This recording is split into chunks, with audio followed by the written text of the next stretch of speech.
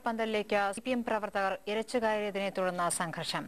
Block പ്രസിഡന്റിന്റെ മേൽ ചാണകവെള്ളം ഒഴിച്ചുവെന്ന് ആരോപിച്ച് കക്കോടി ബസാറിൽ യുഡിഎഫ് ജില്ലാ നേതാക്കൾ ഉപവാസമനുഷ്ഠിച്ചിരുന്ന പന്തലിലേക്കാണ് സിപിഎമ്മുകാർ കടന്നത്. സിപിഎം പ്രവർത്തകരെ പോലീസ് വിരട്ടിയോടിച്ചു.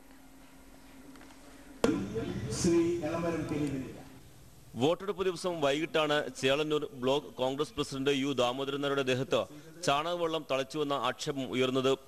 ഇതിൽ പ്രതിഷേധിച്ച് യുഡിഎഫ് ജില്ലാ നേതൃത്വം കക്കോടി ബസാറിൽ നടത്തിയ ഉപവാസ സമരപന്തലിലേക്ക് പ്രകടനമായി എത്തിയ സിപിഎം പ്രവർത്തകർ ഇരച്ചു കയറുകയായിരുന്നു. സ്റ്റേജിലേക്ക് കല്ലേറും നടന്നു.